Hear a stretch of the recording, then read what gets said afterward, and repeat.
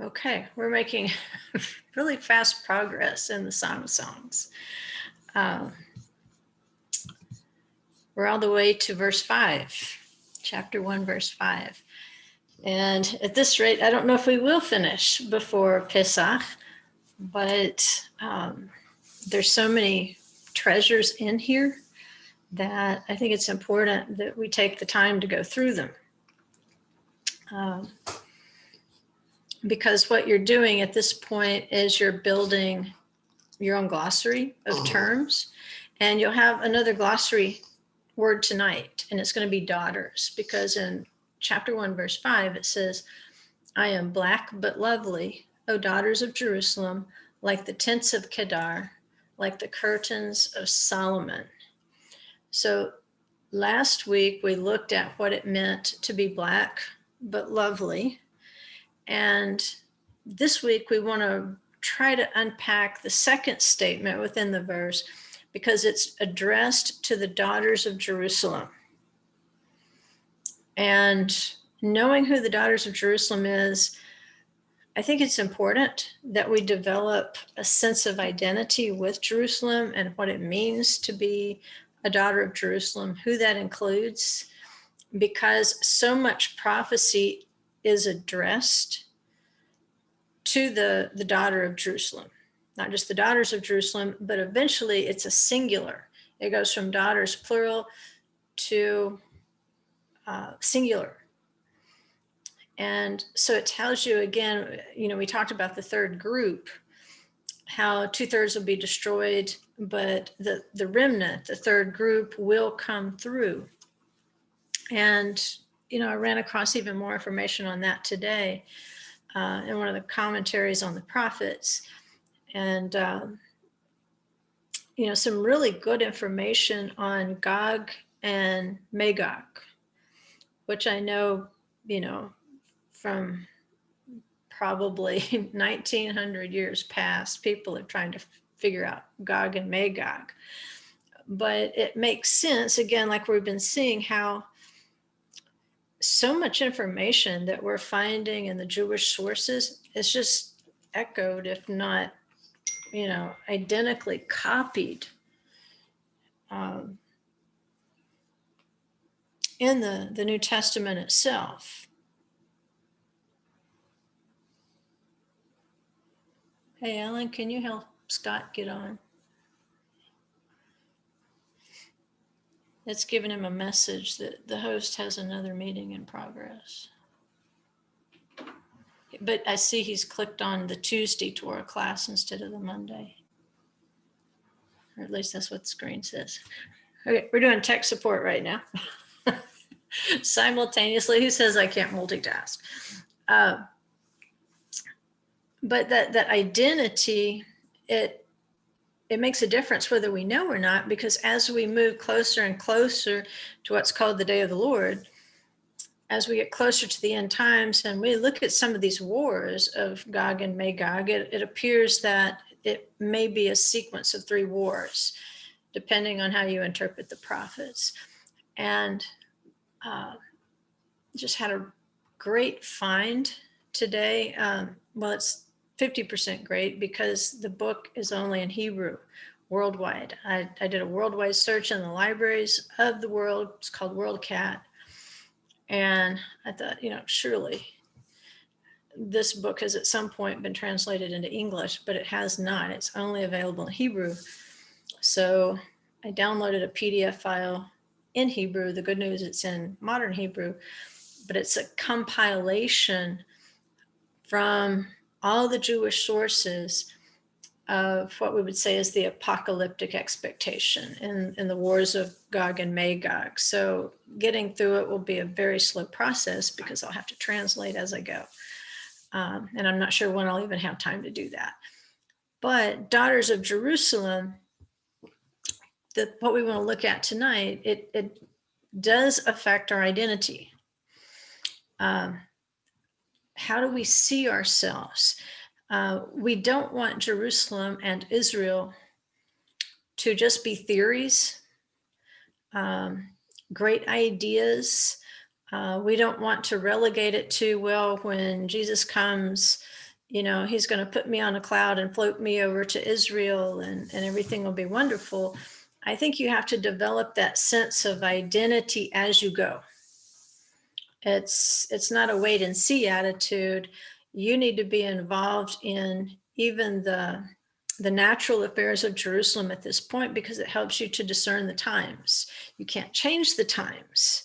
You can pray about the times, but you need to be aware of the time that you're living in, because I think if you're at least minimally aware right now, then you do feel at least a little bit of pressure to stay immersed in the word, not to be distracted with foolish things, not to be carried off with every wind of doctrine.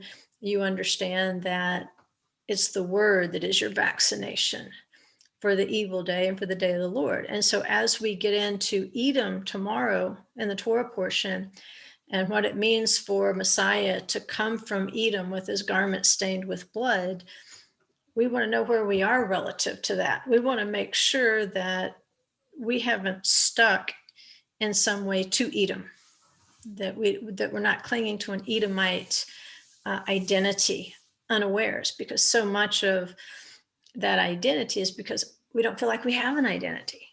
We saw that in last week's Torah portion, where the house of Joseph, culturally, they're a mixed bag. They reflect the culture they're in. And so it's not like, if you say Jewish, everybody gets a mental image of a Jewish community, the way they dress, the synagogues, everything. There's even a cultural identity. But with the house of Jacob, not so much. It's more difficult for us to develop a sense of identity and therefore a sense of community. And, it's really an uphill climb for fellowship leaders and congregational leaders in the Hebrew Roots movement, I think, because there isn't a developed sense of identity. And that can be a good thing and a bad thing. Number one, it could be a good thing because it keeps us pointed toward Jerusalem itself. It helps us to understand that we're not already at the final destination, that we are on the road to the destination. The downside is we waste a lot of time chasing rainbows and unicorns and every wind of doctrine. And so, identity. Who are the daughters of Jerusalem? Are you a daughter of Jerusalem? So let's just kind of progress through here. I think, okay, we went through the identity of what it means to be black but lovely last week. We looked at the black horse of Revelation, the scales of leprosy, what is the sign of life, how it's connected to the Shabbat, to Yom Kippur. It's connected to being out in the exile, how you take on this identity of blackness because you're out there working in the sun. And so nevertheless, that black hair is the sign of life. In any examination, it's going to be the sign of life that's still in you. And then we went back to the king of Babylon, who sought to be the son of the dawn, which is Shachor. And again, it's the same word, whether you're talking about dawn, Shachor, which is the first light of the dawn, or whether you're talking about the black hair, the Shachorah, which is the sign of life in a leper. And that's exactly what we want. We want to be black as we come back from exile, because it's an indication that we have been working and that we do have life within us. And we're going to continue, by the way. This week, we're still going to be looking at the kingdoms, the image of the beast, which is represented by King Nebuchadnezzar. And that's what I wanted to point out to you as well. I don't even know if it's connected with tonight's lesson or tomorrow's, but when King Nebuchadnezzar had the dream of the image with the golden head, the silver arms, the bronze abdomen, belly, and then the iron legs, and then the mixed iron and clay feet. And then those kingdoms are identified. We know exactly who those kingdoms are. But there's also an alternate explanation that is based on beasts. So you'll see the lion representing the golden head. You'll see the leopard representing the silver arms. You'll see the, what is it? I might have it back up. Bear. I'm sorry. The bear is Persia, Media, which is going to be the silver. And then the bronze, which is Greece. That's going to be the leopard. And so as you work through these kingdoms, you'll realize that for each of these metals that was seen in the image of the beast, which was Nebuchadnezzar, there is a corresponding beast to that kingdom. And so by showing you both King Nebuchadnezzar, his image kind of chopped into metals representing kingdoms, you also see different beasts representing those same kingdoms. And that goes back to the number of a man. It's the number of the beast. They were both created on the sixth day of creation.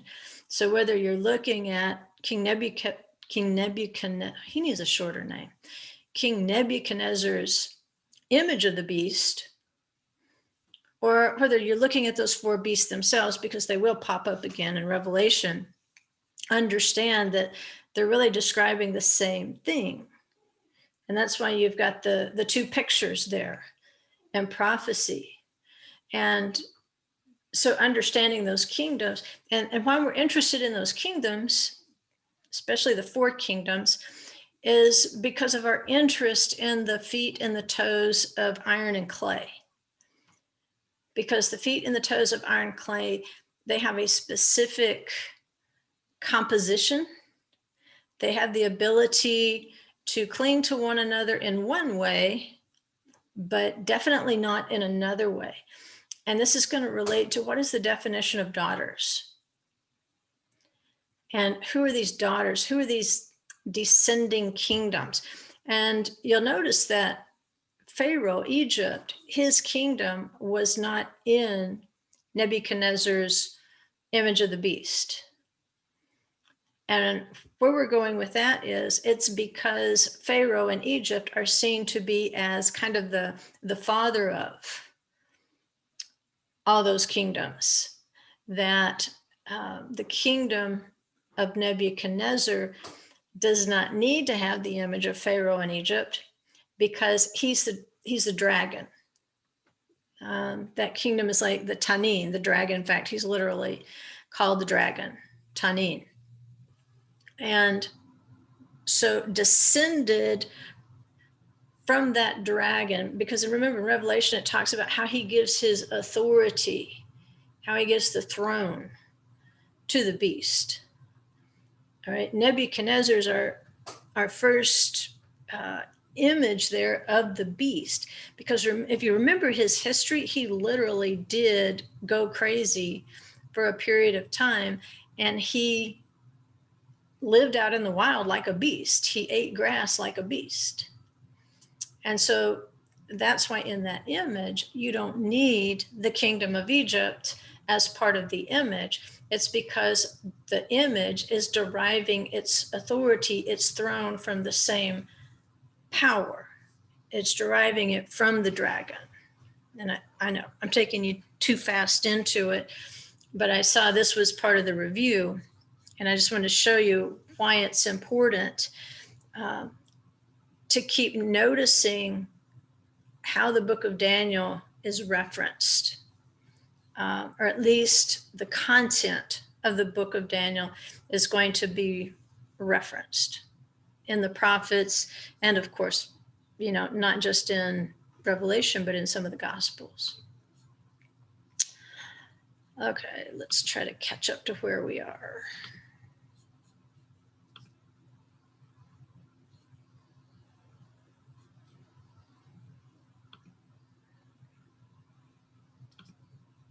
There we are, lesson 13. Okay, going back to the bullet point part of the verse, O daughters of Jerusalem. This was pulled out of the commentary on who the daughters of Jerusalem are. It's in the Midrash, and it's based on Isaiah 66:12. It says, Jerusalem is destined to become a mother city to all the provinces in the world, and to draw multitudes of people to her like a river, for her glory. For the scripture states in Isaiah 66:12, behold, I will extend peace to her like a river, and the honor of nations like a surging stream. That's important because now we know Jerusalem's identity. In fact, Paul preaches about Jerusalem above. He preaches the difference between Hagar, which is Mount Sinai, a people who very quickly departed from the Torah. They very quickly began playing the harlot with the golden calf. They did not see the giving of the Torah the same way that Moses did. When Moses received it, his face shined. He was able to stay on the mountain 40 days and 40 nights without physical food and water. He was able, I think he was in the garden at that time. I think he was in that realm. And he was able to drink from the rivers of living water. I think he was able to eat the manna of heaven, which is the word. And of course, we know the rivers are the spirit. And so the people below who just thought it would kill them, and in a way it does kill you to receive the word and do it. However, it can be done. If you're willing to kill Esau, which you're not really killing him, he just feels like he's being killed. He just thinks he's being killed. All that's really happening is you are putting Esau in order. You're putting him in the proper place because he's there to serve the spirit. He's there to serve Jerusalem above. And so Sarah above, Paul says, she's our mother. She's the part of Jerusalem that right now is concealed from us. That Jerusalem is hovering just above the physical Jerusalem. And until physical Jerusalem is cleansed and restored, and I think that's the whole purpose of the third temple, is to restore even the natural realm of Jerusalem to purity at that point, because it's going to be built by living stones. At that point, then the spiritual Jerusalem that we're having trouble seeing, he calls her Sarah, our mother above, that the mother city will be able to descend, talks about as a bride prepared for her husband, is going to be able to descend and to merge with the physical city itself, and it restores the original Eden, which was designed to be both a physical and a spiritual place that human beings could enjoy equally. They were not prepared simply as spiritual beings. They were prepared also as physical beings so that they can engage both of those realms like Yeshua did. He could just walk on water if he wanted to. You know, if he wanted to eat fish, he could. If he didn't want to eat anything for 40 days and 40 nights, he didn't have to. So the idea here is Jerusalem is our mother above. She's our home. And so this is addressed to the daughters of Jerusalem. And that's what we want to identify. Who are the daughters of Jerusalem? If we know that Jerusalem is typified as Sarah above, the spiritual Jerusalem that will eventually descend, that aspect of God's word that Moses could engage, that Yeshua could engage, but everybody else has trouble with. They have sparkling moments, and then they have dismal failures in the next moment. And so being able to sustain that level is going to be part of our resurrection. So now that we know who Jerusalem is, we want to know who her daughters are. And just to show you, again, this takes you back to last week's House of Joseph, and the two missions, the mission of the House of Judah and the mission of the House of Joseph, and how they're really one mission. and they should be so close that you can get no air or no spirit in between them. And there's an interesting translation where we call it the two-stick prophecy. In the art scroll, it calls them two wooden tablets. And that word it can be translated a number of different ways. So I thought that was just a curious way of translating versus, write for the house of Judah on a wooden tablet, and then write for the house of Ephraim a wooden tablet, and then it says the two wooden tablets become one tablet, like the two tablets of the Torah would have been joined. So that was interesting. At any rate, we know that Jerusalem, who Paul says is Sarah, she represents that for us, our mother above. And she was prophesied to be a mother of many nations.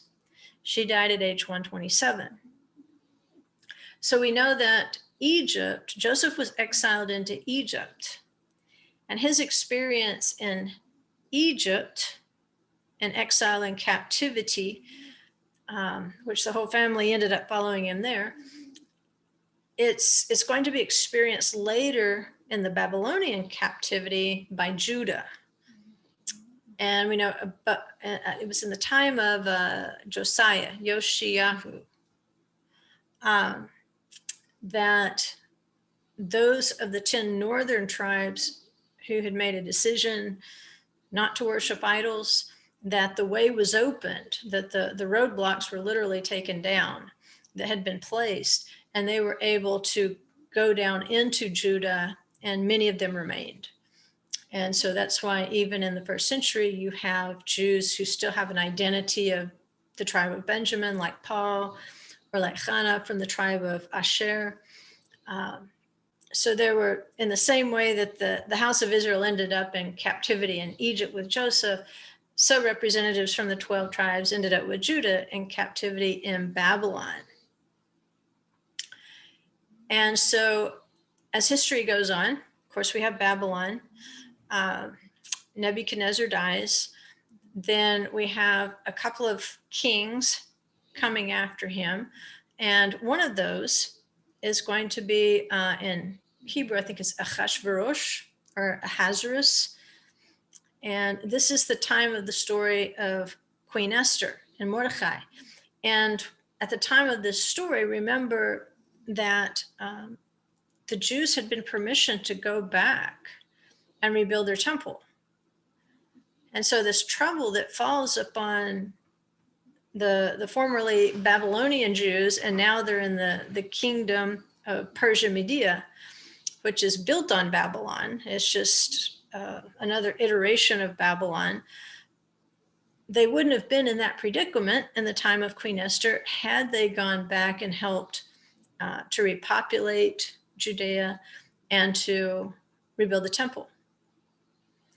And so I think this is one of the reasons, and when that season comes, we'll do some more work with it. But the entire story of Joseph is embedded in the scroll of Esther.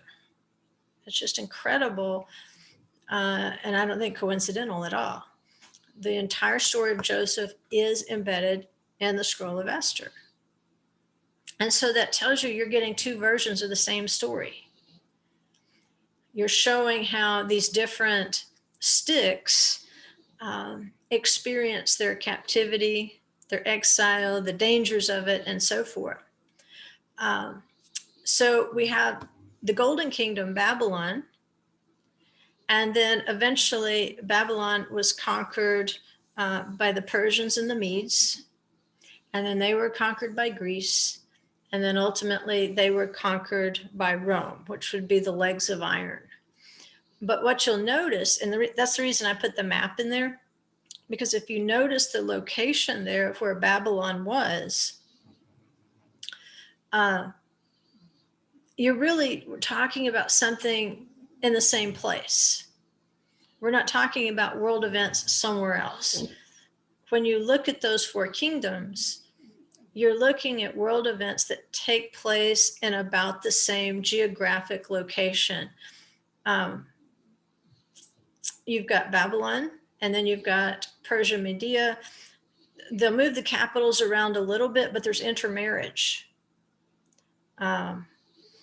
So like Babylon's famous Hanging Gardens, they were said to have been built because the king wanted to comfort his wife, who was Persian, and she was used to the gardens there. So you can see they're different things, but you're talking about things and people who are building on the same foundation. And then finally, Alexander, he travels all the way from Greece, but he's going to die in Babylon. And then you have Rome, who is also going to conquer, and also he's going to have set up in Babylon. All right, the kingdoms may be large, but they will all rule that one spot on earth in some way. So back to what is a daughter. It's derived from Joshua 15:47, and it describes, it's a kind of a geographic description. It says Ashdod with its towns and its villages, Gaza, its towns and its villages, as far as the brook of Egypt, and even the Great Sea, even its coastline. And so this is good to have in your glossary of terms, because as you're learning these symbols, and that's what I say, as we get rolling through here, as the symbols are repeated, because the Daughters of Jerusalem is a symbol that will be repeated as we work through the Song of Songs. And so we won't need to slow down and figure out who that is or what that is. We can just keep rolling. And so the later chapters may go faster. But from this passage primarily, I mean, this is not the only one, but this is a good example. When you look at daughters, you have to know the context, number one, because sometimes daughters are daughters, right? It's just literally what it is. But in this case, because you are talking about geography, you know that a daughter can refer to a dependent town. So we know, for instance, Ashdod, it was a big town. And then it had satellite attached towns and villages. In other words, the economies of those towns and villages depended upon Ashdod. Just like today, no matter if you live in a rural area, you probably know where if we want to go to the doctor's office, if we need to go to a bigger store, there's just certain things that you can only find in a big town. We know we'll have to travel to Lexington, about 70 miles. So we would be a daughter of Lexington because that's the closest big town. So we would be dependent upon that to some extent. And so another thing I wanted to point it out to you, because of the way that languages can change, I put the Hebrew on here for those of you who can read the Hebrew, just, to get a gander at it and realize when you see the ayin, we know that it seems to be like an aleph, that it just kind of takes whatever sound that it's going to be attached to. But if you look at this, what is Gaza in English, and we're used to hearing Gaza because it's in the news a lot. If you look down there at the Hebrew, it's spelled with an ayin. So if we said it in modern Hebrew, we would say Aza, Aza. But in ancient times, it was more of a guttural sound. And so it would come out, and you can hear this still in Arabic, because you've seen how sometimes, like if they're trying to spell an Arabic name like Gaddafi, sometimes they'll spell it Gaddafi because it's more guttural than Westerners can hear. Well, ancient Hebrew, the ayin was like that. It was like Gaza, Gaza. And it's so far back in your throat that it sounds like a G sound. And that has no relevance to anything other than if you're trying to learn your Hebrew, and you're sometimes trying to figure out why names get translated the way that they do. Well, you can see here that it comes out as a G sound, a Gaza, whereas it originally would have been Gaza, like that. And that's your original ayin. So another example, Ezekiel 16:46, and this isn't a great example because it's a rebuke, but again, he is rebuking Israel. Israel and Judea, basically, and they're kind of being called bad names.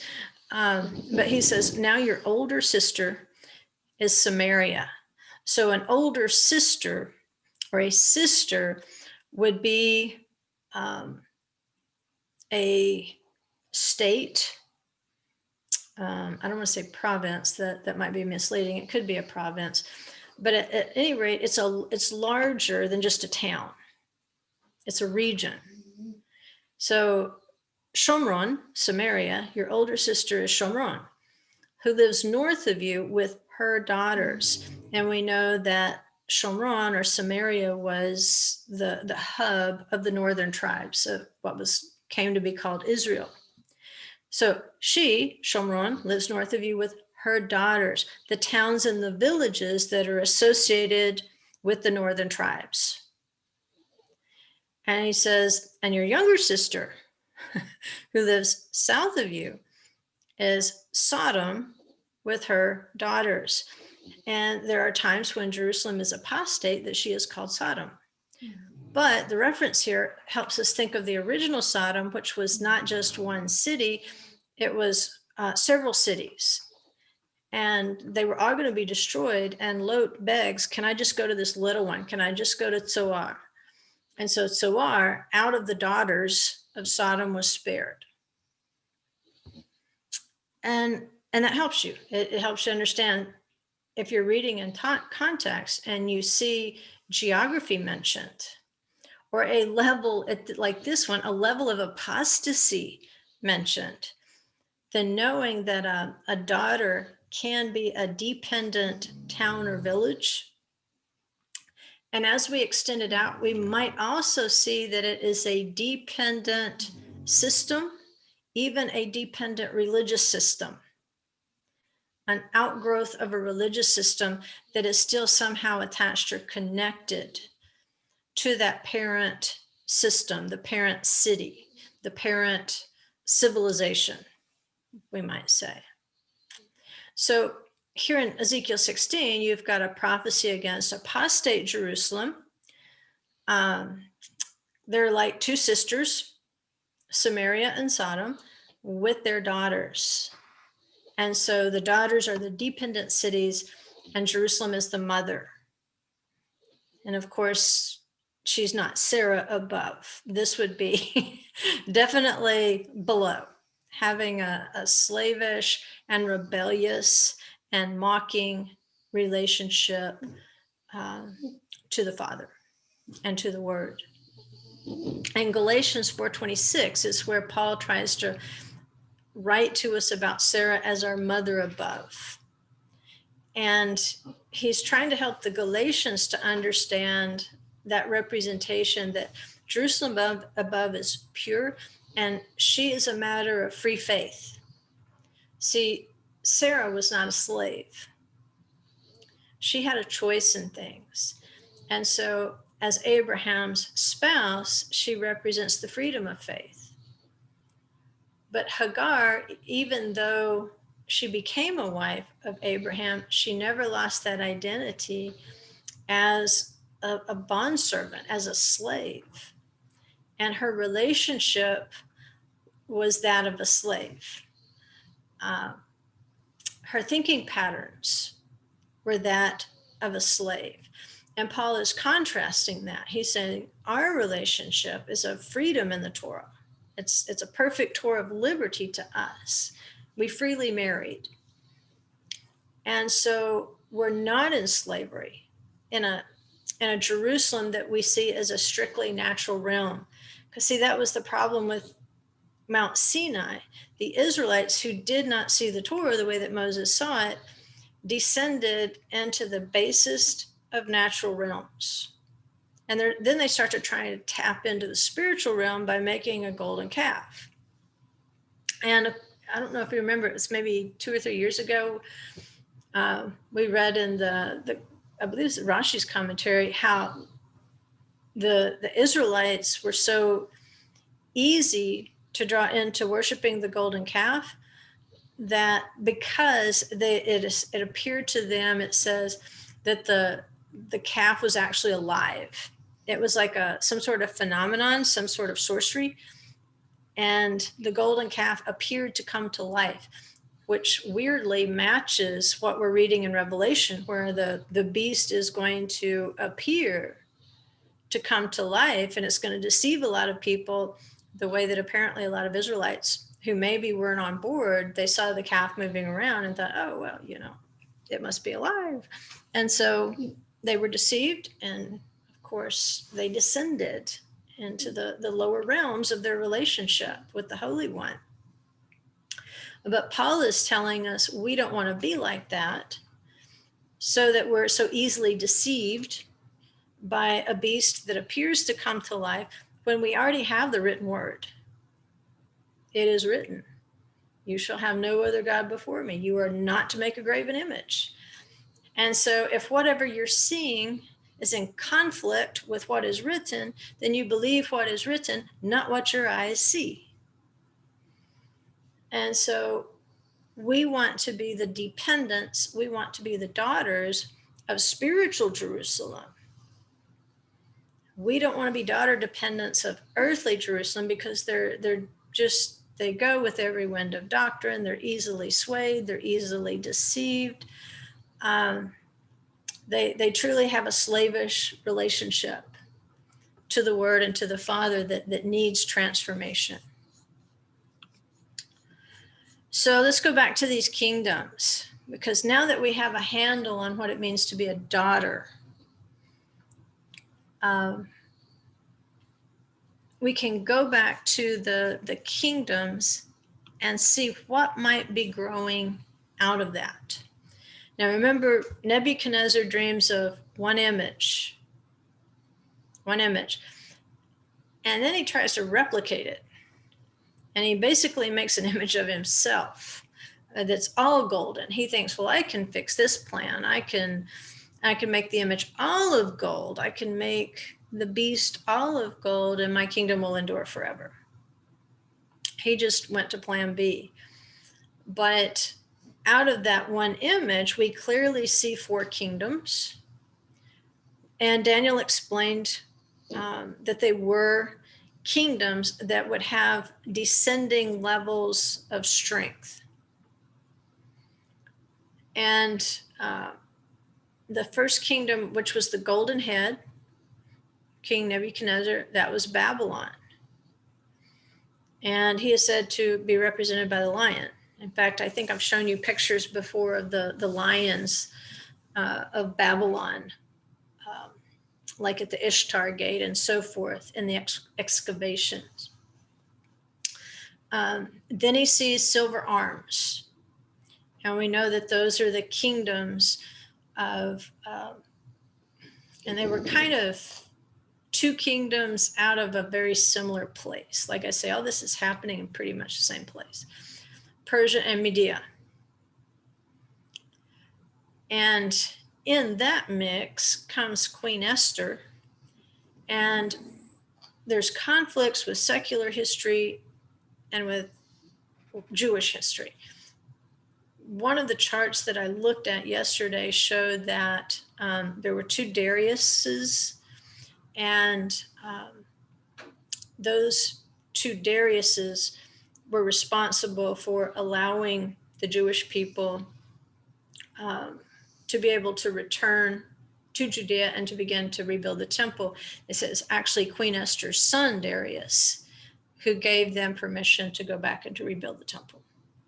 And so the silver arms would have been part of that kingdom of Persia, Media. Then you've got the bronze belly and thigh, which represented Greece. Oh, and by the way, the Persian, it'd be the Persian bear. If you're looking at trying to line up the beasts with them, Persia is usually represented by a bear. And by the way, Persians are not Arabs. Take it from a Persian. We're not Arabs. It's they're a people more closely associated with the population of the Caucasus Mountains. In fact, in the modern word for Persia, which is Iran, you can hear Aryan in it. They make a distinction between themselves and Arabs, even though they, for the most part, share the same religion. They're different ethnically, and there's a definite distinction between the two. And so the Persians, the culture is a little different there. So with bronze belly and thigh, you've got Greece. And of course, we know they're coming from Europe, but Alexander the Great died in Babylon. And from there, of course, his kingdom was apportioned out into different provinces. And the Greek culture very much became a part of Egypt. That's why I say it'll go back to the father. These will keep going back to the father. Eventually, Nebuchadnezzar also defeated Egypt. He went back and defeated the father. Greece, same thing, conquered Egypt, but very much mingled with its culture. And at one point, Alexander the Great's body was returned to Alexandria, Egypt, and they don't know where the grave is today, but they presume that it's under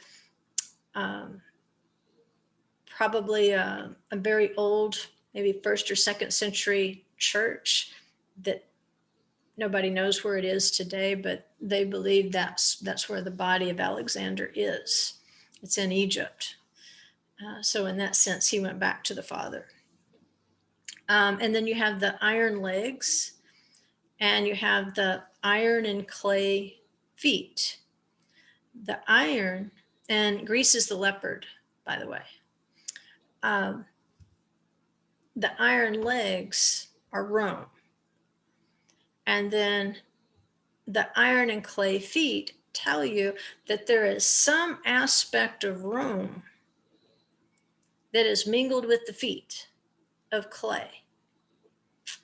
So definitely Rome was its own entity. It was its own iron legs. But when we get down to the feet and the toes, there's clay mixed in it. And so there's a strength in the clay feet, but they're also kind of brittle. They're breakable. They're strong but breakable, if that makes sense. And we'll look at why. So out of this one image that King Nebuchadnezzar sees, yes, there's clearly 4 kingdoms. And if we take into account the clay feet and toes, the mingled iron and clay feet and toes, then it looks like there's 2 more. And they're going to be like daughters of the iron legs, which, remember, were connected. Rome was connected to Greece. I mean, if you remember Greek and Roman mythology from high school, you had to memorize what the difference between the Greek and the Roman names for the same gods. And so their religion was very much tied together. And that was built on top of the Persian Median kingdom, which was built on top of the Babylonian kingdom. And so down here at the bottom with the clay feet and toes, we've got, it looks like Rome mixed with something else. there's some offshoot of Rome here that's going to have a lot of its strength, but yet it's going to be like pottery, which means that it's going to fragment easily. And Edom is seen to be Rome, the red one. In Jewish literature, you will always see that, at least in modern times, since the time of Rome, Rome has been seen as the red one. But they're also looking at the daughters of Rome as part of Edom. They're looking at the iron and the clay feet that still have Roman influence and Roman strength within them.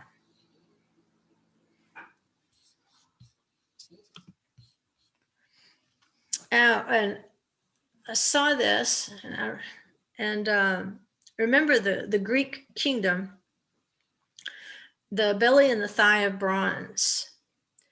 And that was the section of the image of the beast, which was Greece.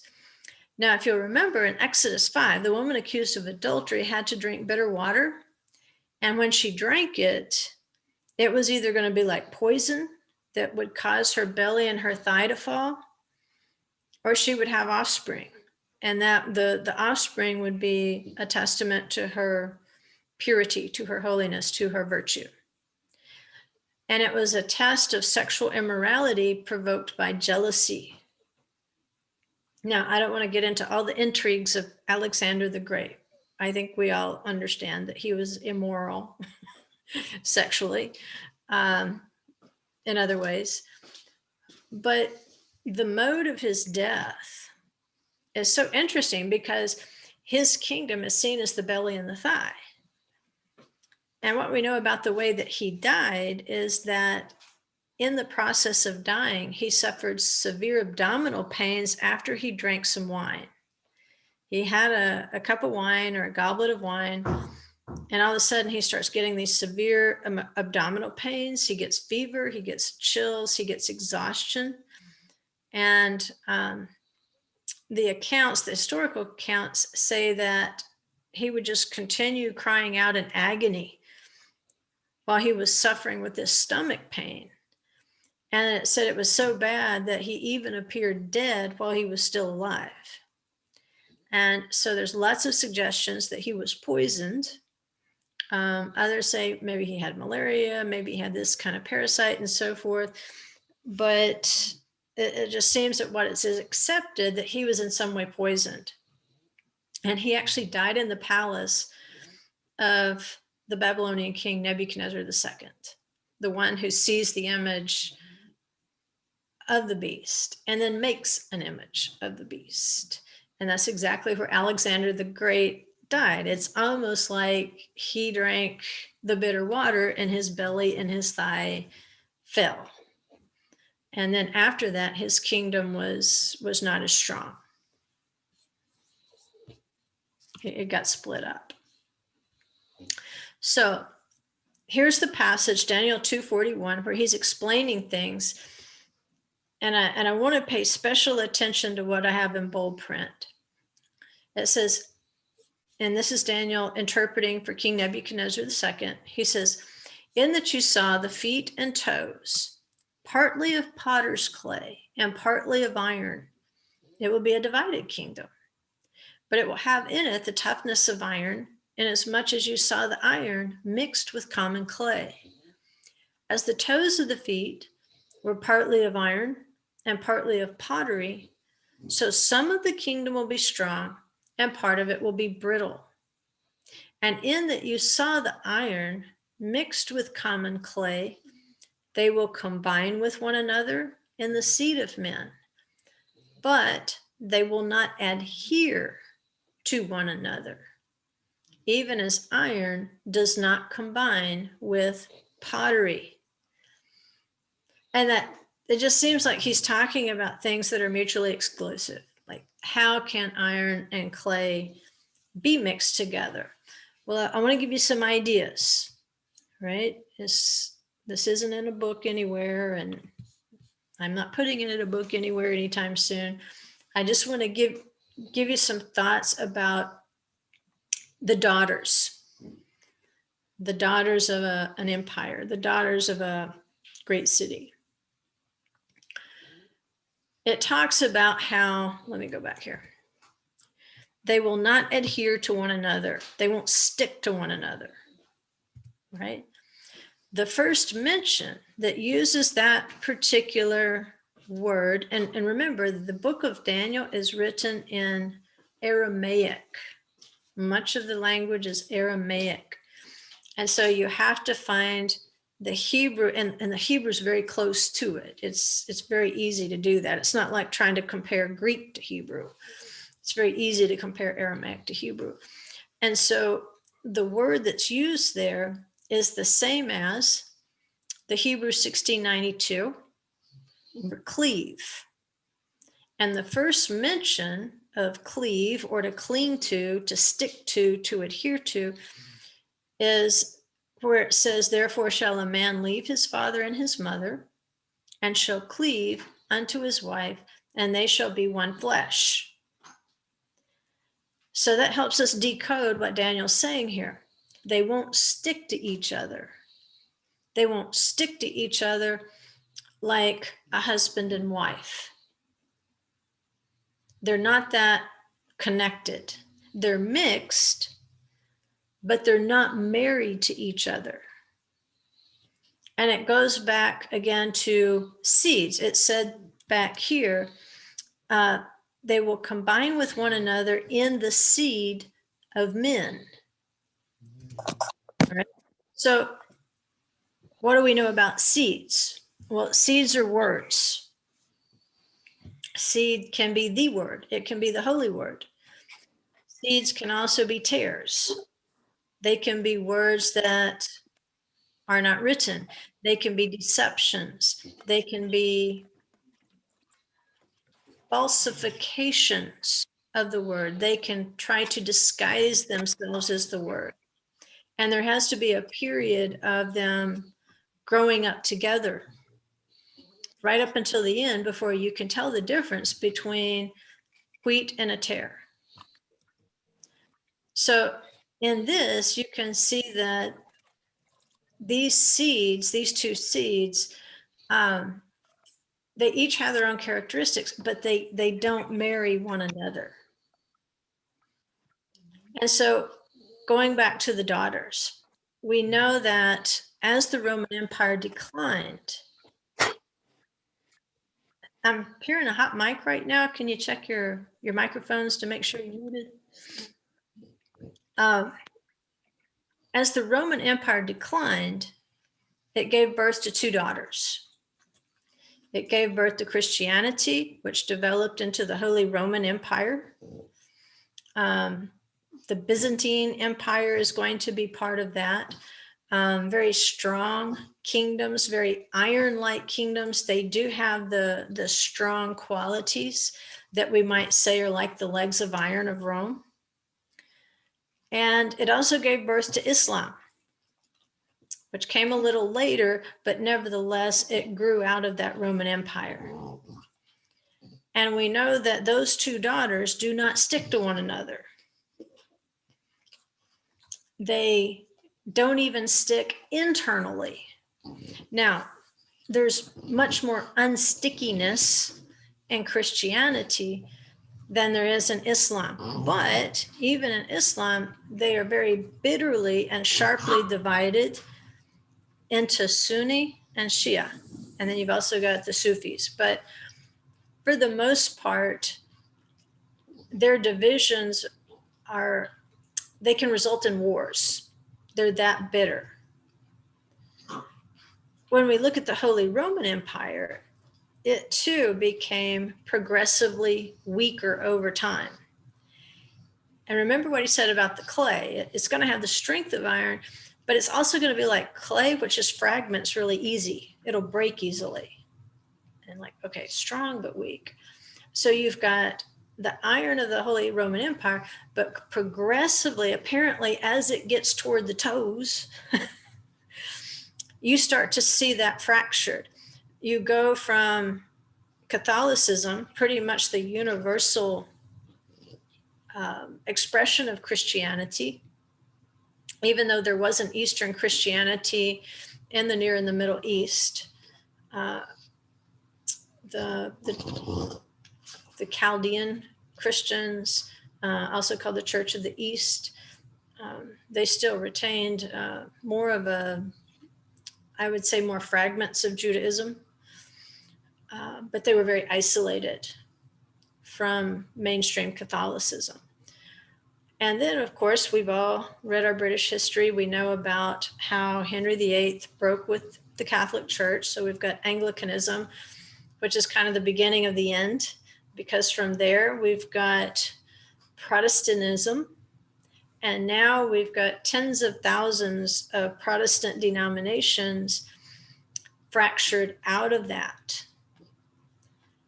And so this great empire has two daughters, and then lots of fragments coming from those two daughters. But what we know about them is they don't stick eternally, which is why they're fragmented. This is why you have First Baptist. This is why you have Methodist. This is why you have Church of God. This is why you have Assembly of God. This is why you have Episcopalians. Even though they're coming from that same leg of iron, once they fragment, they're like pottery. You just don't glue them back together. They're going to be different. It seems to be the same within Islam and that other leg, that if you're Sunni, you're Sunni, and you're Shia, and never the twain shall meet. And so they tend not to marry one another. Not only do those two daughters not marry or stick to one another, once they fracture within that, you see that it's very difficult for those fractures to get back together.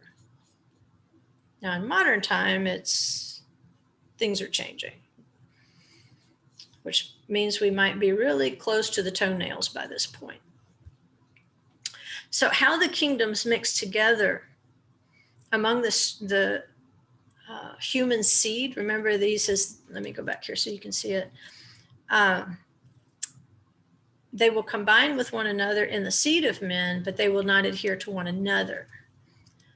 All right. How those kingdoms mix among human seed, those two legs of iron, that word there for mix is arav. And I went ahead and I put the screenshot there of the Strong's entry so that you could see the definition. It means to mix or to mingle, to commingle. But what I also wanted you to see that it's the same root for an Arab or an Arabian. No, nobody calls them Arabians anymore, but they're Arabs. And so from this same root, Arav, to mix, we get Arab, we get Arabia, we get the Arava wilderness, which is in the south part of Israel. And it's also where Edom is. It's also where Ishmael went to grow up and to learn how to draw the bow. What other history do we have of the Arabs? Well, we know in Nehemiah 4:7 that angry Arabs were part of the crowd that were trying to inhibit the Jewish rebuilding of the temple. And so if the seed is the word, it can also be a twisted word. It can be a tear. It can be mingled among people. And I think this is why when we look at Judaism, Islam, and Christianity, there are a lot of similarities. They're Abrahamic faiths, we know that. But historically, we know that Islam was derived both from Judaism and Christianity. And so it looks like the mixing place is in the words.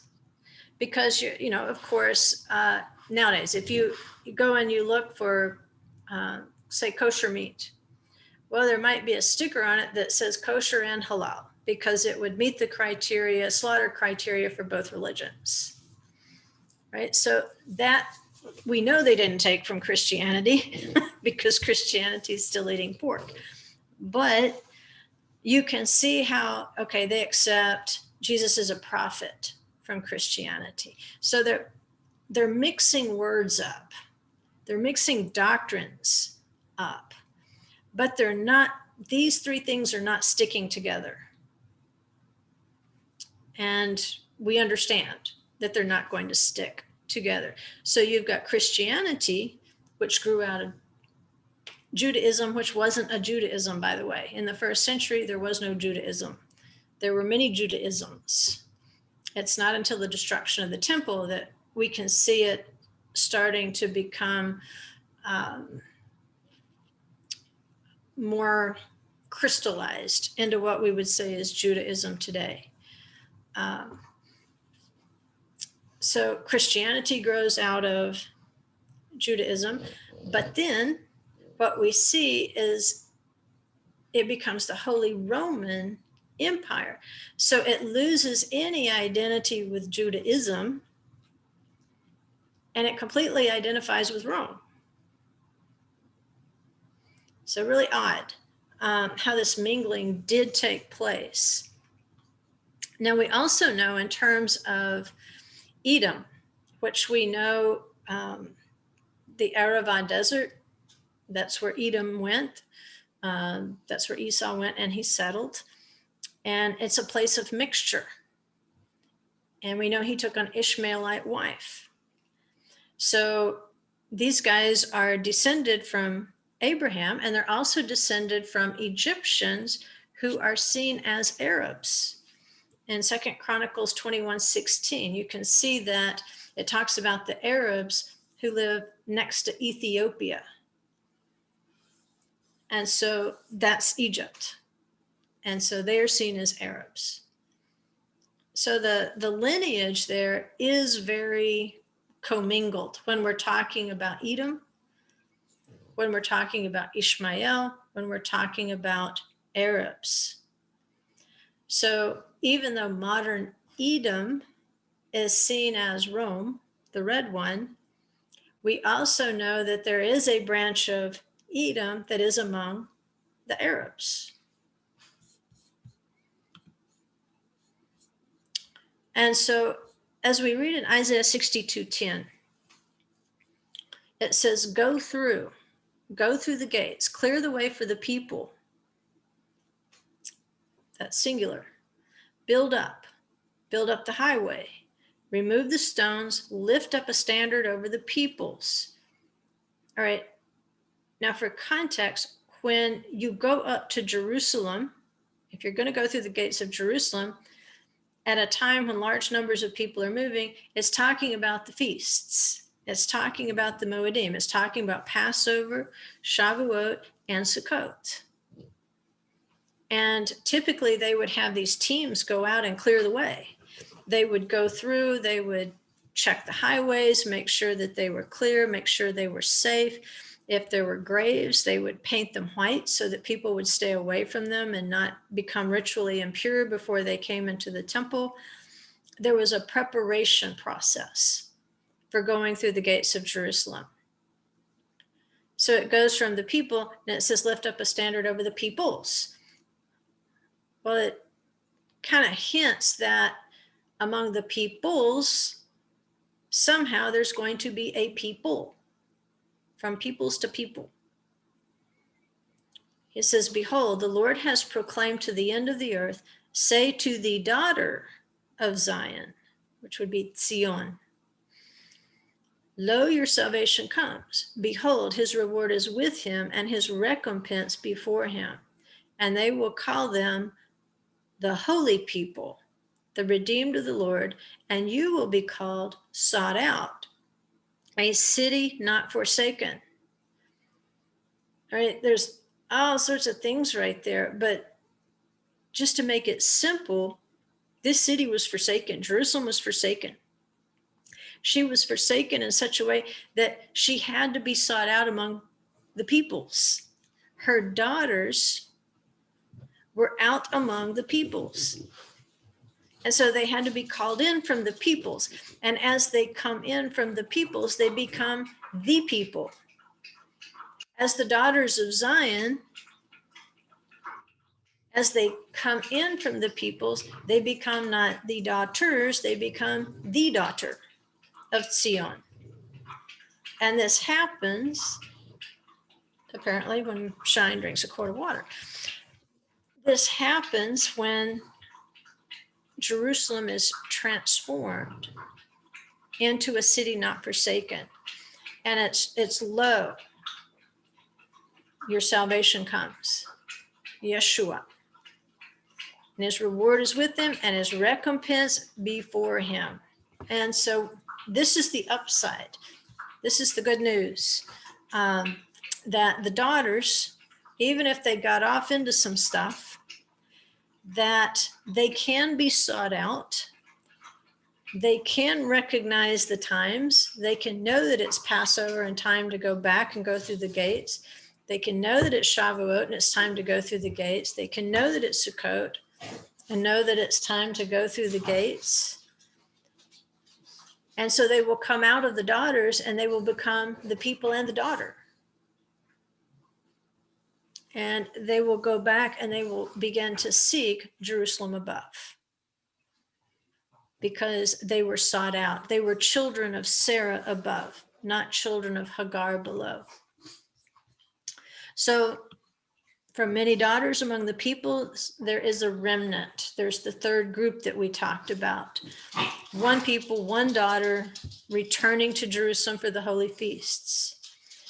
And, just thinking of the many stumbling blocks that are on the way. That's why you had to prepare the way. You don't want anyone going up to the feast to stumble. And there's lots of stumbling blocks out there today. And, it's hard enough to make your way on the road without getting off the road, where there's even more stumbling blocks. So blessed are those who remove the stumbling blocks along the way. Because to this day, and this picture I snapped, you can see the little lookout they've built up here over the Lion's Gate or the Golden Gate. And if you go up there, they'll yell at you. If you go up if you go in that area of the cemetery, there's a Muslim cemetery right there. You can see the graves. If you try to go up there, they'll yell at you. They don't want you near those gates. So there's still lots of mingled seeds in Jerusalem, not just in the nations. There's still lots of mingled seeds that are crouching up there on the Temple Mount. They're camping within her gates. They're having trouble with it is written, because they're daughters who have just, they've mingled with things that just aren't true. They have an element of truth. They look true, but they are not true, like the difference between the wheat and the tare. And so once Isaiah tells us this, he follows up with a description of Messiah's journey from Edom to Jerusalem, whereas Edom, physically, it's down in the Arabah. If you've been with us to Tamar or down to Eilat, you have seen Edom. You've driven through Edom. You've seen those red mountains of Edom. And this traces the apparent steps of Messiah. Whether these are figurative steps or literal steps, I don't know. But as Messiah tells about, Isaiah prophesies about Messiah's journey from Edom to Jerusalem, he's suggesting that out there among all those peoples, where all those daughters were, there was no one who could accomplish his task. That Adonai alone was going to be able to provide the salvation. But at the very same time, because Isaiah's prophecy is going to flip on us here, it's from, that I've loved you with an everlasting love sort of prophecy. And now he's going to start talking about a redemption of his people that is going to be accompanied with great wrath, because he's going to come, it says, from Edom and from Botzra. Now, this is Petra in the picture, but you might say they're daughters. They're part of the same city system. In fact, if you've been at Tamar at night and you look over the mountains, you can see the lights there of Petra and Botzra. And so Isaiah 63:1 says, "Who is this who comes from Edom with his garments of glowing colors from Botzra? This one who is majestic in his apparel, marching in the greatness of his strength. It is I who speak in righteousness, mighty to save. Why is your apparel red and your garments like the one who treads in the winepress? I have trodden the wine trough alone, and from the peoples, there was no man with me. There was no one from all these daughters who could do this work. There is no doctrine. There is no religious system out there that can do this job of Messiah." He says, "There was no man with me. I also trod them in my anger and trampled them in my wrath, and their lifeblood is sprinkled on my garments, and I stained all my raiment. For the day of vengeance was in my heart, and my year of redemption has come. I looked, and there was no one to help, and I was astonished, and there was no one to uphold. So my own arm brought salvation to me, and my wrath upheld me. I trod down the peoples in my anger and made them drunk in my wrath, and I poured out their lifeblood on the earth." So it just sounds like once he's extracted the daughter from the peoples, what's going to be left among the peoples? Whatever offspring of Rome and Edom is left out there, there's nothing that's going to be able to stand. He says, "There's nothing here that will uphold me. All these doctrines of men, they are not upholding me. They are not helping me. I will do this myself. This is how I'm going to redeem." And then the wrath falls. So we know Edom is the red one. And presumably, like I say, I'm not going to put this in a book right now. I still want to think through it.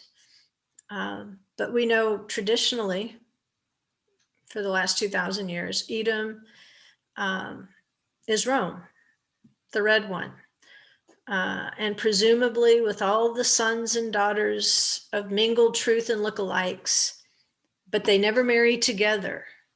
In fact, in Ezra, when the Jews came back from Babylon to rebuild the temple, in chapter 9, verses 1 through 15, you can see how Ezra the scribe is lamenting how the intermingling of the Jews with the peoples occurred when they did return to Judea.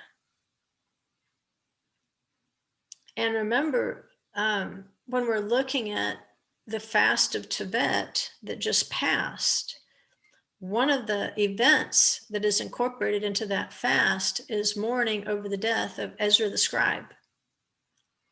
He was the one who could preach, don't mingle, don't mix. You maintain the covenant. You don't go back to the temple just to repeat the mistakes. Botzra, which remember is near Petra, it means sheepfold, a place of restraint. Now, physically, it's in those red mountains of Edom. And so where is Messiah coming from? He is a good shepherd who has been restrained. But now he has been turned loose. And so he's removed his remnant, his daughter of Jerusalem above. He's pulled her out of the mingled children. He's taken her through tribulation. In fact, if you break that word apart, Botzra, it becomes Betzara, which means in affliction, in tribulation. So it's through tribulation the children of Jerusalem are going to be gathered, return to their home, to go through the gates. And then we see Messiah marching majestically through the Arava, that place of mingling. He will triumph over the mingling. And he will return a pure remnant. He will return the daughter of Jerusalem from among the daughters. And this is, I just took some screenshots, maps. The one at the top, you can see I've put a pin there so you can see where Botzra is. And this is not big distances, by the way, on that map. And if you look due west, you can see Chatzeva, which is, there's a gas station right there. But if you look a little bit up, you'll see Ein Chatzeva and Iravot, that is Tamar. That is Tamar. And so Messiah is coming from Edom, which is south. The mountain range comes up from Elat up to where you see the pin there. That territory there is Edom. You see him coming from Botzra, where the pin is. And then the route he takes, I'm wondering about, because if you look at the second map, you can see the pin is still on Botzra, the red pin.